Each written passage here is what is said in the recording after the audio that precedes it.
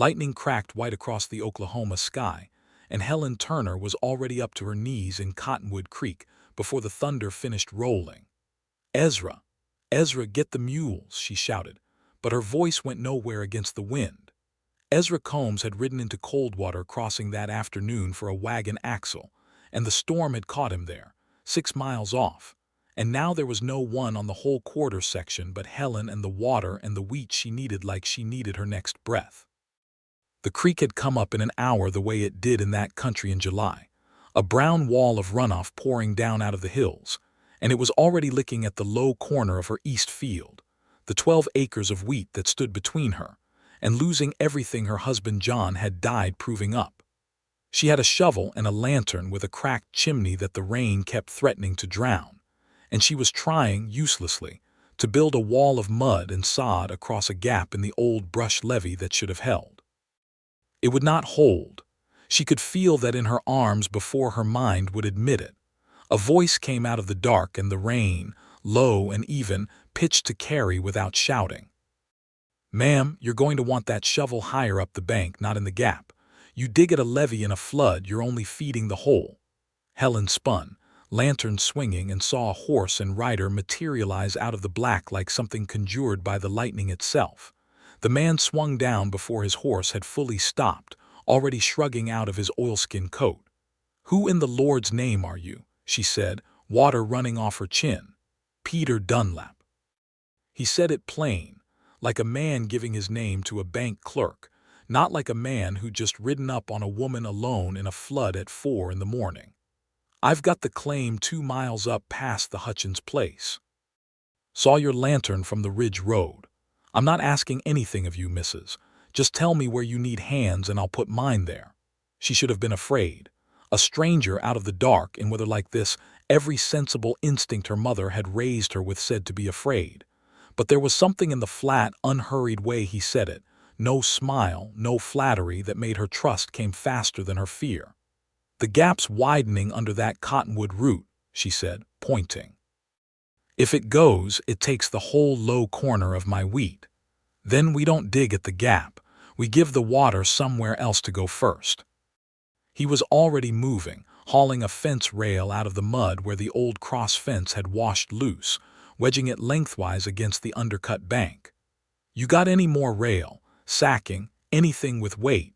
We need to slow the water before it ever reaches your break, not fight it once it's through."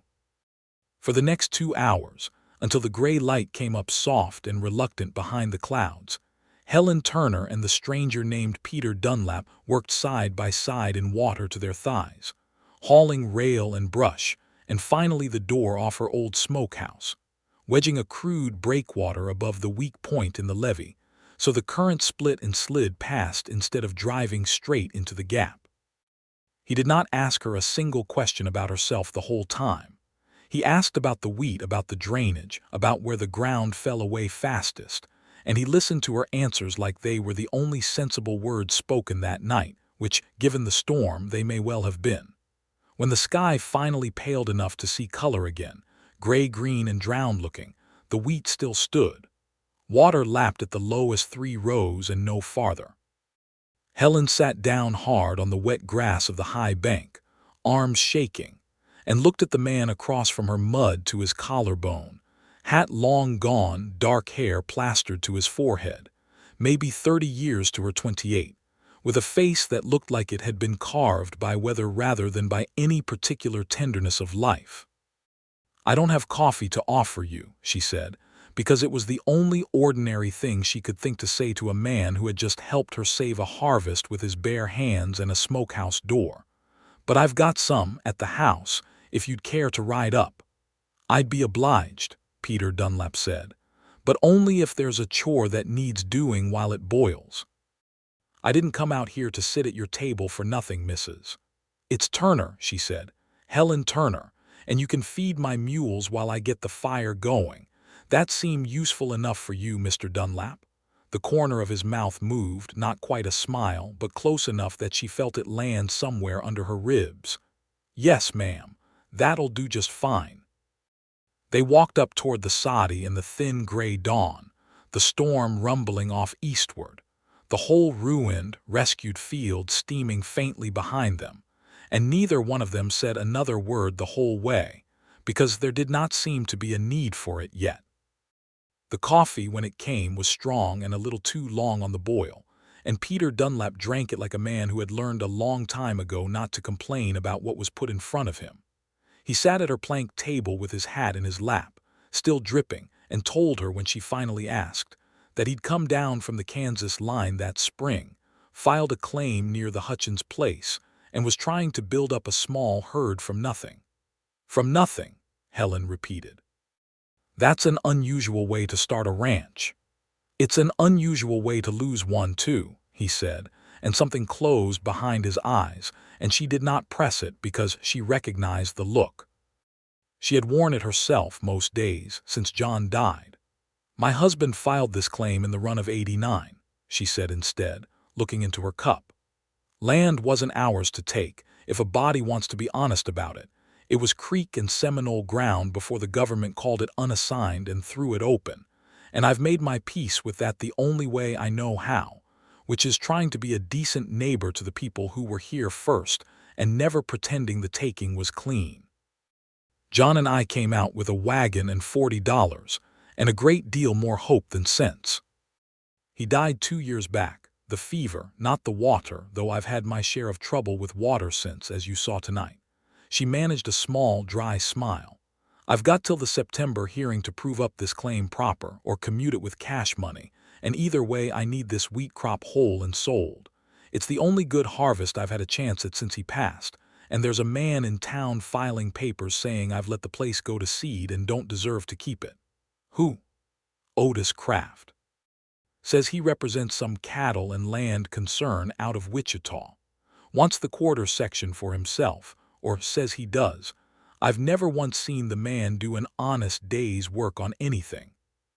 She looked up. Why do you ask like that, Mr. Dunlap? Like the name means something to you already. Because trouble like that generally has a familiar shape to it, Peter said carefully, even when the name's new to me. I've seen a man lose everything to a syndicate with a friendly-sounding front and a lawyer 200 miles off. I aim to see it doesn't happen twice on my watch, if you'll allow me the trespass of caring. Helen studied him over the rim of her cup, this soaked stranger with mud drying gray on his forearms, and felt something loosen in her chest that had been clenched tight for 2 years. I don't generally allow strangers much of anything, Mr. Dunlap, she said. But I believe I'll allow you that. By the time the sun burned through the clouds that morning, half of Coldwater Crossing had heard about the flood, and by noon most of it had heard, in some exaggerated form or another, about the stranger who'd shown up before dawn to save the widow Turner's wheat. Helen ran the only boarding house in a town that was 3 years old, and still deciding what kind of town it wanted to be. A railroad spur was rumored for the fall. The territorial capital at Guthrie was only a half-day's ride south, and every drummer and cattle buyer and land lawyer who passed through Coldwater Crossing slept under her roof and talked over her supper table like she was made of furniture rather than ears. She had learned in 3 years of pouring coffee for strangers that a boarding house was the best listening post in the territory, better than the sheriff's office, better than the church social. Men said things over her biscuits they would never say sober in daylight. So it was that, by the time Peter Dunlap rode into town 2 days later to help with the bridge, Helen already knew 3 things she had not known before the storm. She knew that Otis Kraft had wired someone in Wichita the very morning after the flood, a telegram the operator, a nervous young man named Gilman who boarded with her, had mentioned in an offhand way while she topped up his coffee, a wire that had said, in Gilman's paraphrase, that the water done the first part of the work, tell Marsh to hold for the second. She knew that the low wooden bridge over Cottonwood Creek, the only crossing for freight wagons within 8 miles, had gone out in the flood not from age or from the current alone, but because someone had chopped through 2 of its main supports below the waterline, where a man waiting at night might do it without being seen, and where the flood would carry the gilt away with the wreckage.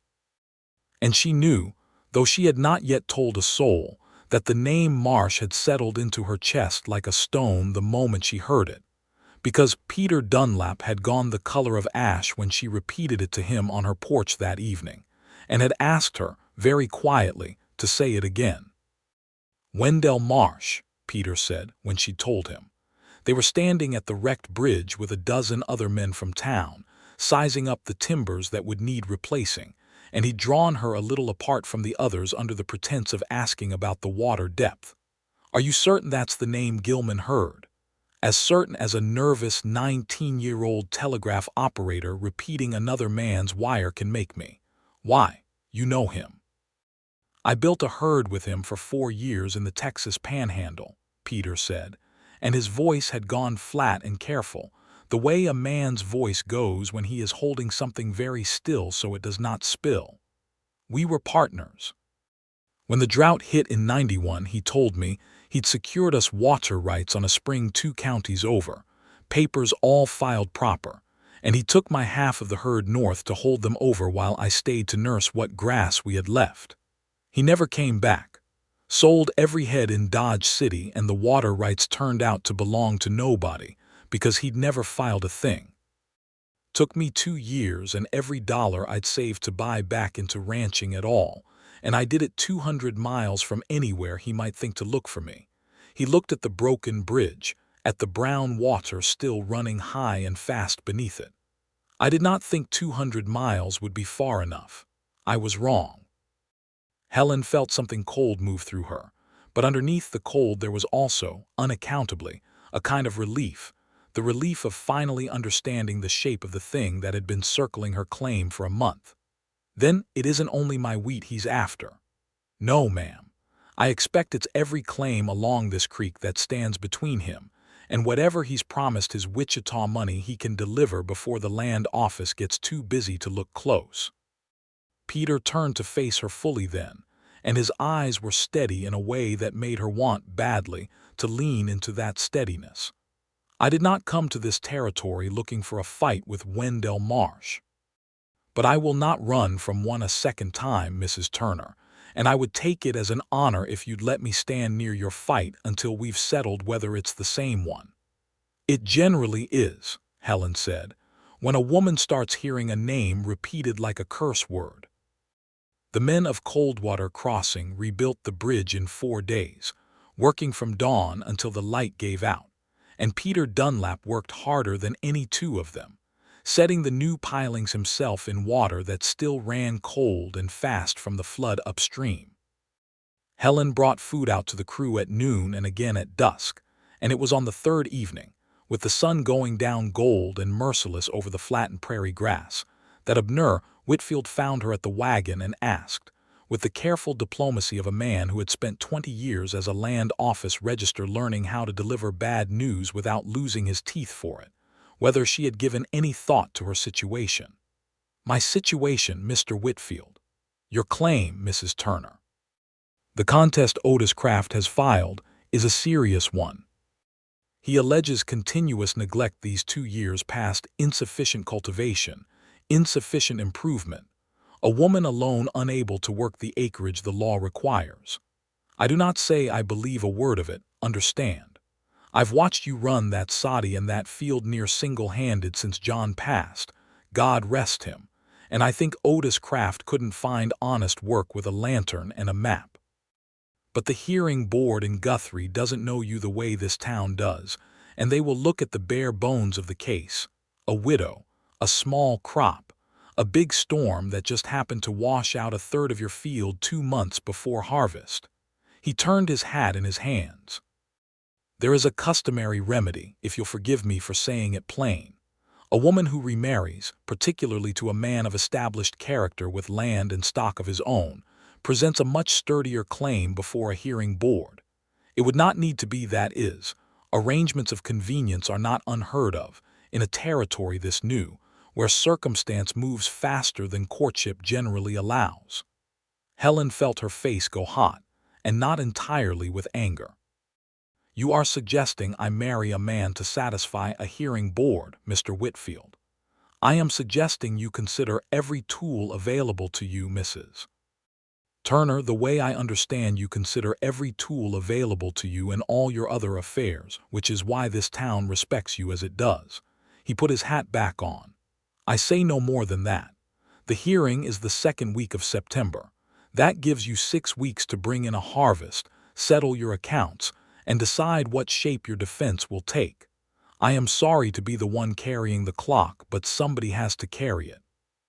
He left her standing by the wagon in the dusk, and it was there, 20 minutes later, that Peter Dunlap found her, wiping down his hands with a rag, his shirt soaked through with creek water and honest labor. "Whitfield tell you about the hearing?"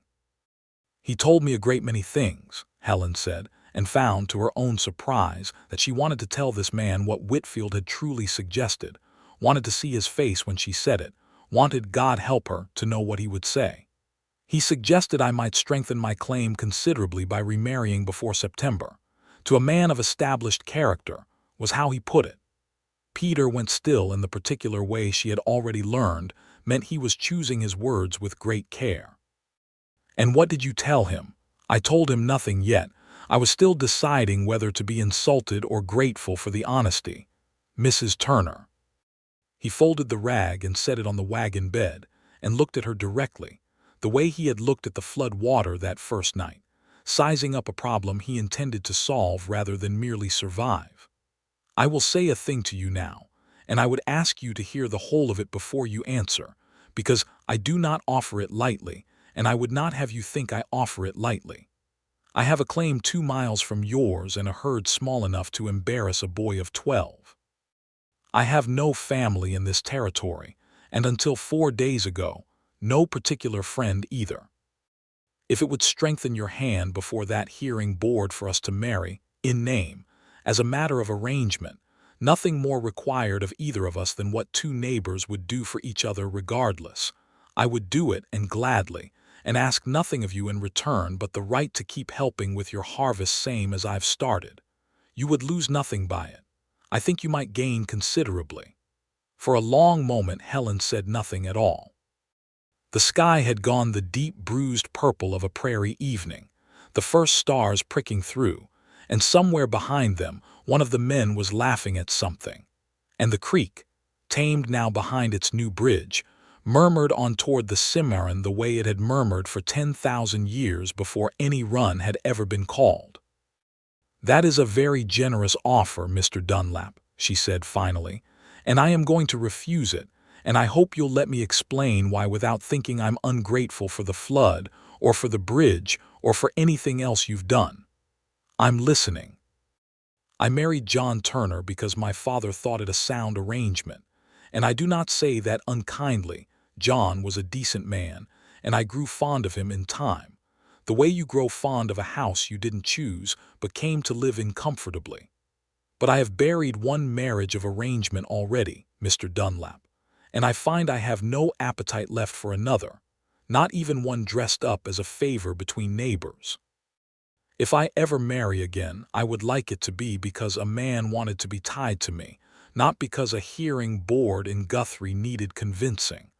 I would rather lose the claim honestly than keep it on a lie, even a kind one." She looked at him steadily. "I hope that does not wound you." "I mean it as the opposite of an insult." Something in Peter's shoulders eased, as if he had been braced for a different answer and found this one, unexpectedly, a relief rather than a rejection. "It doesn't wound me at all, Mrs. Turner. I believe I'd have said much the same in your place. I only offered it because I could not think of another way to be useful to you that didn't sound presumptuous." "You could simply keep being useful," Helen said, and this time she did smile fully, the first real smile she had given him. "Without the marriage attached. I find I don't mind that part in the least." "Then I'll keep at it," Peter said, "and we'll let the hearing board make of us whatever it likes when the time comes."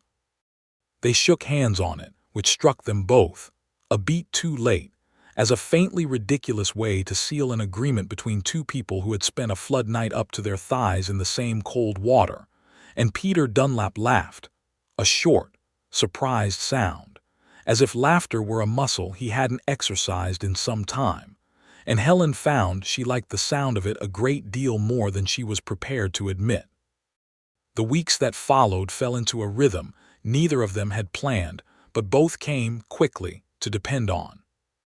Peter rode over most mornings before his own chores, before the sun had fully cleared the horizon, and worked an hour or two on Helen's place, mending the levee properly with stone hauled from the creek bed, cutting a new irrigation channel to save the low corner of wheat that had nearly drowned, helping Ezra Combs restring the smokehouse door Peter himself had sacrificed to the flood.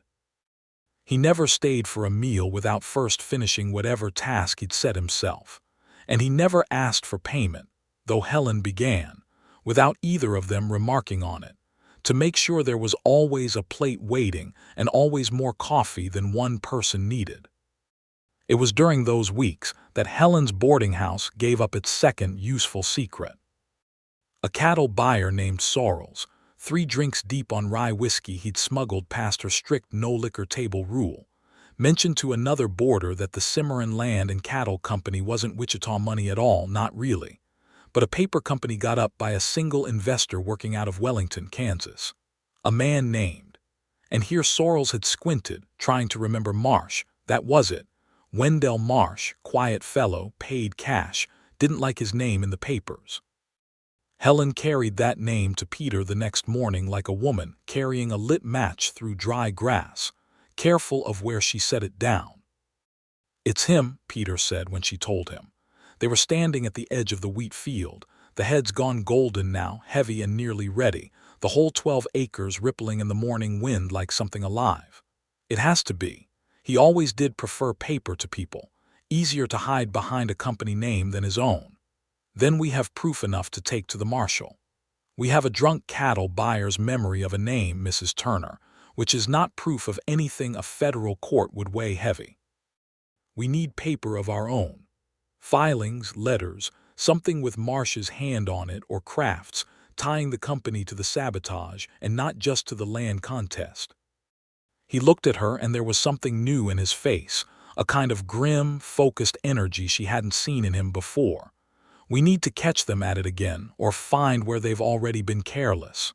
Then we'd best start looking," Helen said, "before that wheat is ready to cut and gives them a reason to try the creek again." They did not have to look long. It was Jim Blackfox, a Kickapoo freighter who hauled goods between Coldwater Crossing and the railhead at Guthrie, and who boarded his mules in Helen's barn on his regular runs, who brought them the piece they needed. He had seen, 3 nights running, a small party of men working after dark at the narrows upstream where Cottonwood Creek ran through a cut in the low hills before it widened into the bottomland, men with axes and shovels, building something low and long across the creek bed, working only by moonlight and quitting well before dawn. "I did not think it was any business of mine," Jim Blackfox told them, sitting at Helen's table with the particular patience of a man who had learned to weigh his words carefully around people who did not always listen well to them the first time. "White men build strange things on this land often enough. But I know a dam being built when I see one, and I know this creek does not need help holding water back, it needs help letting it go. This land was creek and Seminole ground before your government decided otherwise, and the water has always run where it wanted to run. A man building a wall across it at the Narrows means to change that, and not for any good reason I can think of." "How far upstream?" Peter asked.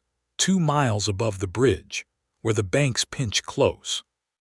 Jim Blackfox looked between them and something like understanding passed over his face. "You are thinking of the flood that took your bridge." "We are," Helen said. "Then you should also think of your harvest and of the storm season which is not finished with this country yet. I have seen the clouds building 3 days running to the southwest. Big weather is coming again and soon. A dam at the Narrows, if it were to break loose all at once instead of slow, would not be a flood like the last one. It would be a wave." That night Peter Dunlap and Helen Turner rode the 2 miles upstream together in the last gray light before full dark, leaving the horses tied a 1/4 mile off, and going the rest of the way on foot through chest-high grass gone silver in the dusk. What they found at the Narrows confirmed everything Jim Blackfox had told them and worse. A crude but sturdy check dam of felled logs and packed brush and mud, already backing up a considerable pond behind it, built exactly at the point where the banks pinched tightest, and the water, when released, would have nowhere to go but straight and fast and hard, directly at the new bridge and straight through the low bottomland where Helen's wheat stood ready to cut. "They mean to time it," Peter said quietly, crouched beside her in the grass, studying the structure in the fading light. "Wait for the next big storm to add its own water on top of what's already backed up here, then break the dam deliberately and let the flood take the credit for what they've done on purpose. Same trick as before, but bigger. When, however long it takes that storm Jim Blackfox is watching to arrive." Peter's jaw was tight. "We can't tear this dam out ourselves tonight, not the two of us, not without them noticing come morning and simply building it again somewhere we don't know to look. We need the marshal, and we need him here with warrants before that storm breaks, not after." "Guthrie's a full day's ride," Helen said. "More, with the roads soft from the last rain." "Then I'd best leave before first light." She looked at him in the near dark, at the set of his jaw, the way his hand had gone, without his seeming to notice, to rest on the grip of the revolver at his hip, and felt a fear rise in her that had nothing to do with wheat or contests or hearing boards. Peter. It was the first time she had used his given name, and she saw him hear it, saw something shift in his face at the sound of it. "If Marsh is behind this, and you ride into Guthrie asking questions about him, and word gets back before you've got the marshal moving, I know the risk. I don't think you do, entirely. I think you've been carrying this man's betrayal around for 2 years like a debt you mean to collect personally, and I am asking you not to let that debt make you careless." She reached out in the dark and closed her hand over his forearm and felt him go very still under her touch. "I would rather have a slow harvest and a live neighbor than a fast one and a grave to visit." For a moment neither of them moved. The wind had come up out of the southwest, carrying the first faint smell of ozone that meant weather building somewhere beyond the dark horizon, and Peter Dunlap looked down at her hand on his arm as though it were the most surprising thing that had happened to him all summer, storms and dams and old betrayals included. "I'll be careful," he said finally, low. "I give you my word on that, Helen. I've got more reason now to come back whole than I've had in longer than I care to say." She did not let herself examine, that night, exactly what he had meant by it, or why her chest had gone tight and warm at the sound of her own name in his mouth. There was too much else to do. But she rode home beside him through the dark with the fear and the warmth tangled together in a way she had not felt since long before John died, and she did not sleep more than an hour before dawn. Peter left before first light, as he'd said he would, and Helen stood on her porch in the gray dark and watched him go and told herself firmly that the tightness in her throat was only worry about the dam, and knew, even as she told herself that it was a lie. The storm Jim Blackfox had promised did not wait politely for Peter's return. It came up out of the southwest on the second afternoon, while Peter was still somewhere on the Guthrie Road. A wall of black cloud shot through with lightning that turned the whole sky the color of a fresh bruise, and by 4 in the afternoon the wind had gone from restless to violent, snapping the flag over the land office and driving hail the size of quail eggs down onto Coldwater Crossing's tin roofs like grape shot. Helen stood in her own doorway watching her wheat lash flat under the wind, 12 acres of nearly ready grain bending and thrashing, and she understood, with a cold certainty that settled into her stomach like a stone, that this was the storm Marsh's men had been waiting for. She did not wait to see if the dam would hold. "Ezra," she shouted over the wind, already pulling on her oilskin. "Saddle the mare and take word to Sheriff Danvers. Tell him the check dam at the Narrows. Tell him I believe it's about to be broken deliberate. Tell him to get every able man he can to the bridge and the low field. Mrs. Turner, in this, whether you ought not. I've got a harvest standing in that field, Ezra, and a good many other people's besides mine downstream of it. Go." She rode for the Narrows herself, alone, because there was no one else to send and no time to wait for someone else to arrive. Hail stinging her face raw beneath her hat brim, lightning striking close enough twice that she felt the hair lift on her arms beneath her sleeves. When she came in sight of the check dam through the driving rain, she saw 3 men working at it in the gray murk of the storm, not building now, but tearing, hacking at the base logs with axes to bring the whole structure down at once and send the swollen pond above it crashing downstream in a single deliberate wave. "Stop!" she screamed, but the wind tore the word away before it reached them. And even if it had reached them, she understood with sudden clarity that men paid to do a thing like this were not the sort to stop for a woman's voice alone. What happened next happened very fast, the way the worst things in a storm always seem to. The dam gave not from a single final blow, but all at once, a section near the bank crumbling under the pressure of the water it had been holding, and the pond behind it surged forward with a roar Helen felt in her chest before she consciously understood it as sound. One of the 3 men closest to the break went down as the bank beneath his feet simply dissolved, swallowed into the rushing brown water, and his shout pure animal terror, nothing calculated in it at all, cut through the storm louder than the thunder had. Helen did not think. She was off her horse and running along the crumbling bank before she had decided to move at all, unlooping the coiled rope from her saddle as she went, the way she had unloosed 1,000 ropes in 3 years of running a claim with only Ezra Combs for a hired hand. The man in the water, young, she saw now, barely more than a boy, one of Marsh's hired hands and clearly no willing villain, just a frightened kid paid too little to take a risk this large, was clawing at the undercut bank, finding no purchase, being dragged downstream by a current that had gone from creek to river in the space of 30 seconds. "Grab hold!" She shouted and threw the rope and missed, the wind snatching it sideways, and threw again, and this time it landed across his shoulder, and he seized it with both hands the way a drowning man seizes anything at all. The bank beneath Helen's own feet, she realized in the same instant, was crumbling too. The same flood that had undercut him was eating the ground she stood on, and she felt it give beneath her boots even as she braced against the rope, felt herself begin to slide toward the same brown water that had nearly taken him. That was when Peter Dunlap came off the ridge road at a dead gallop, mud to his horse's hocks, having ridden the last 6 miles from Guthrie in a storm that would have sent a wiser man to shelter, arriving at the one moment in the whole long summer when his arrival mattered most. He did not stop to ask what had happened. He threw himself from the saddle, looped the rope's free end twice around his forearm, and once around a fence post driven solid into higher ground, and hauled, and between the 2 of them, Helen bracing with her boots dug into the one solid patch of bank still holding, Peter pulling with the flat, controlled strength of a man who had spent a lifetime hauling calves out of bog holes. They dragged the young man up out of the current and onto solid ground just as the section of bank Helen had been standing on gave way entirely and slid, hissing, into the flood.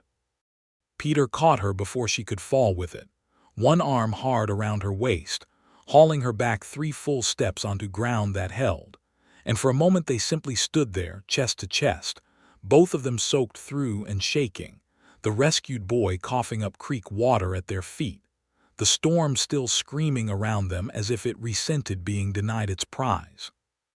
"You are the most reckless woman I have ever met in my life," Peter said, breathless, his hand still fisted in the back of her coat as though he could not quite make himself let go. "You rode 6 miles through that storm to say so," Helen managed, and felt a laugh come up through the fear, wild and a little hysterical. "I'd call us evenly reckless, Mr. Dunlap." "Peter," he said, "I believe we're past Mr. Dunlap." "Peter," she said, and something in his face at the sound of it, soaked and exhausted and terrified as they both were, told her everything she had been too careful to admit to herself for 3 weeks. The rescued boy, when he'd coughed up enough creek water to speak, gave them his name, Tommy Isaacs. 17. Hired in Wellington 3 weeks past by a man named Marsh for $2 a day and no questions asked. And the location of the other 2 men. And more valuable still, a canvas satchel he'd been carrying that had gone into the mud but not into the flood, containing a set of hand-drawn survey notes. A contract bearing Otis Craft's signature and the letterhead of the Cimarron Land and Cattle Company, and a personal letter from Wendell Marsh himself, unwisely specific, instructing Craft to see the water problem finished before the September registration, and the widow's claim filed vacant the same week. "That's your proof," Peter said, holding the sodden, mud-streaked papers up against the last gray light of the dying storm. "That's paper enough to hang the whole scheme if we get it to the marshal before Marsh knows it's gone missing." Sheriff Danvers arrived 20 minutes later with 4 men from town, roused by Ezra Combs, and between the 6 of them and the evidence in the satchel, they had the other 2 hired men in custody by full dark, cold and thoroughly cowed, and a signed statement from young Tommy Isaacs describing Marsh's instructions in detail. Marsh himself, they learned from the frightened boy, was not even in Coldwater Crossing. He had stayed in Guthrie, at a hotel near the land office, waiting to move on the vacant claim the moment word came that the widow's field had washed out a second time. "Then he's still there," Peter said, "and he doesn't know yet that we know." "You've already ridden that road once today," Danvers said, "in a storm that near killed the both of you." "I know the road," Peter said. "And I know Marsh's face, which none of your other men do. I'll go tonight before he hears the dam broke early and the wrong way." "I'm coming with you," Helen said. Both men turned to look at her. "It's my claim he means to steal," she said, before either of them could argue. "It's my name on the vacant filing he's planning to make. I have as much right to stand in front of that hearing board and that marshal as any man here, and I have the boarding house ledger and 3 years of paying my own way to prove it. I am not asking permission, Sheriff. I am telling you both what I intend to do." Peter looked at her for a long moment, mud-streaked and soaked and utterly unshakable in the last light of the storm, and something that might have been pride or might have been simple helpless love moved across his face. "All right," he said. "We ride together. But we rest the horses 2 hours first, and eat something, because I did not survive Marsh's first betrayal only to die of foolishness chasing his second." They reached Guthrie a little after midnight, the storm finally spent, the territorial capital's dirt streets churned to soup, but the town itself still lit and busy the way boomtowns were busy even at strange hours. Saloons loud, the land office dark but the hotel across from it blazing with lamplight. It took Peter only a quarter hour to find the U.S. Deputy Marshal on duty, a broad, unhurried man named Cole Ridgway who had clearly seen enough territorial land fraud in his years to recognize the shape of it the moment Peter laid the muddy satchel of papers on his desk. "Wendell Marsh," Ridgway said, reading the letter twice, his face going harder with each line. "I know that name. Wichita Marshal's office has been wanting a word with a man matching that description since spring cattle fraud. The same trick with water rights you're describing, up near the Texas line. If this letter's genuine, and I believe it is, we've got him on land fraud, conspiracy, and destruction of property in this territory alone, on top of whatever Kansas wants him for. He's in the hotel across the square," Peter said, "or was 3 hours ago, according to the boy we pulled out of the creek." Marshal Ridgway did not wait for morning. He roused 2 deputies, and Peter and Helen stood in the muddy street below the hotel's second-floor window and watched the lamp inside go dark and then, a moment later, watched 3 men go up the outside stair with their guns drawn but not raised, because Wendell Marsh, when confronted at his own door by a federal marshal holding a signed letter in his own hand, did not choose to make a fight of it. He came down the stairs in his shirt sleeves, hands raised, his face gone the pale gray of a man watching 2 years of careful theft collapse in a single night, and Helen Turner, standing in the mud with her wet hair coming loose from its pins, felt no triumph at the sight of him at all, only a vast, settling relief, the kind that comes after a fever finally breaks. Peter stood beside her, close enough that his shoulder brushed hers, and did not look at Marsh with hatred exactly, when the man was marched past them into the waiting cell wagon. He looked at him the way a person looks at a debt finally, fully paid. 2 years, Peter said quietly, half to himself. I carried this 2 years, Helen, wondering if I'd have done something different, said something sooner, seen it coming if I'd been a sharper man. He shook his head slowly. I don't feel any smarter now than I did then. I just feel done with it. That may be the same thing in the end, Helen said. Being done with a thing you couldn't have stopped in the first place. He looked at her then, in the lamplight and the mud and the ordinary aftermath of a night that had asked everything of both of them. And something in his face was so open, so entirely without its usual careful reserve, that she felt her own breath catch.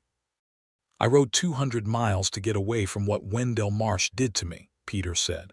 I did not expect at the end of that riding to find anything worth staying for. I want you to know that finding you was not part of any plan I had. Mine either, Helen admitted. I had made my peace with a quiet, useful sort of loneliness, Peter Dunlap.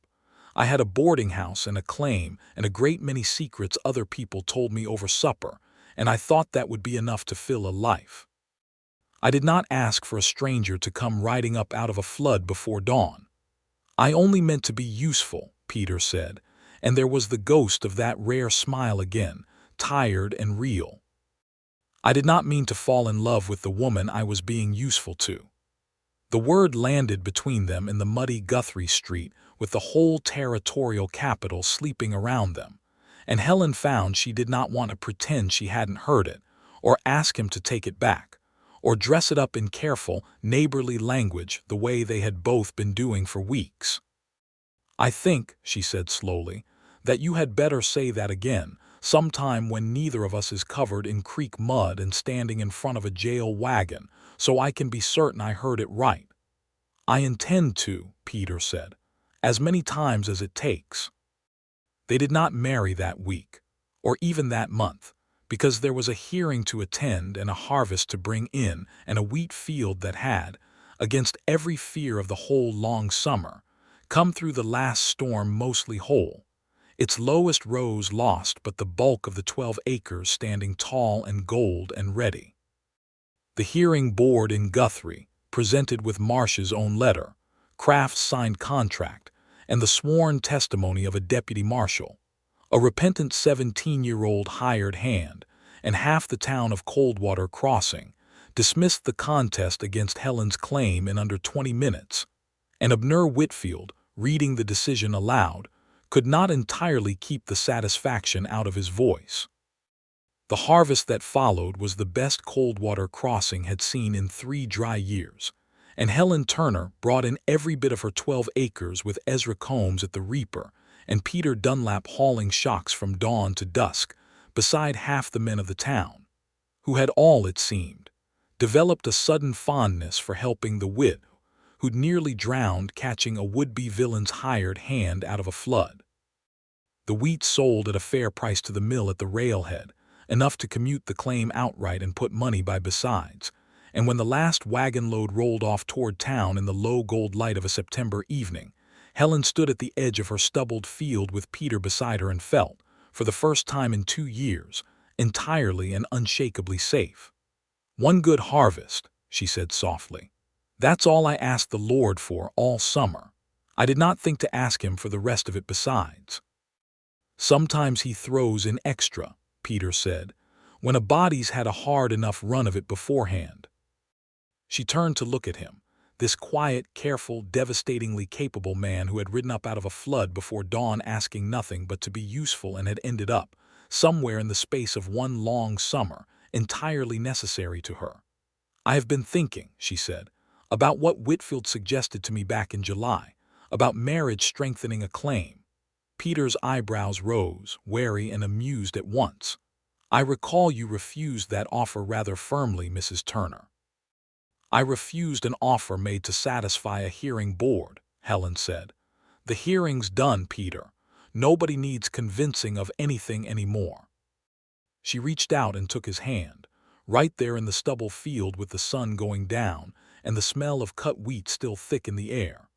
I'm asking you something different now, not for the claim's sake, or the hearing's sake, or any practical sake at all. I am asking because I have gotten entirely too accustomed to you showing up before I've had my coffee, and I find I do not want to spend the rest of my life waiting to see if you'll ride up the road again. Helen Turner, Peter said, and his voice had gone rough in a way she had not heard from him before, not even in the worst of the storm. Are you proposing to me? I believe I am. Badly and without near enough romance in it, but I've never had much patience for waiting on a man to get around to a thing I could say plainly myself. Peter laughed, that same short, surprised, genuine laugh she had first heard in the dusk by the wagon weeks ago. And then he was not laughing anymore. He was pulling her in against him, his hand coming up to cradle the back of her head the way a man holds something he has decided, finally and completely, he means to keep. I had a whole speech planned, he admitted against her hair. I have been carrying it around for 2 weeks, working the words over the way I'd work a green colt, trying to get it gentle enough not to spook you. Let's hear it then. He drew back just enough to look at her properly, and his eyes were bright in the last of the sunset. I was going to tell you that I came to this territory with nothing but a horse, a rifle, and a debt I meant to settle, and that I did not expect at the end of all that settling to find a reason to build something new instead of just rebuilding what I'd lost. I was going to tell you that I have never in my life met a woman who could dig a levee, run a boarding house, catch a would-be thief in a flood, and refuse a marriage proposal all in the same summer, and that I did not think such a woman existed until I saw your lantern on that ridge.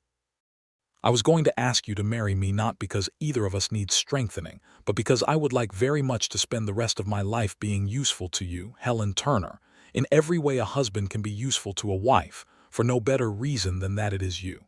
Helen felt her eyes sting and did not bother hiding it. That is a very fine speech, Peter Dunlap, considerably better than mine. I had 2 weeks to work on it. You had about 30 seconds in a stubble field. Then we're evenly matched again, she said, laughing through the tears, and kissed him there in the cut wheat with the sun going down gold behind the hills that had, 3 years before, belonged to other people entirely, and would carry, she thought, all their histories layered together now, the taken and the built, the lost and the found, if anyone ever cared enough to look close and remember it honestly. They were married 3 weeks later in October, in the little clapboard church that had gone up in Coldwater crossing that same busy summer, with half the town crowded into pews still smelling of fresh-cut pine.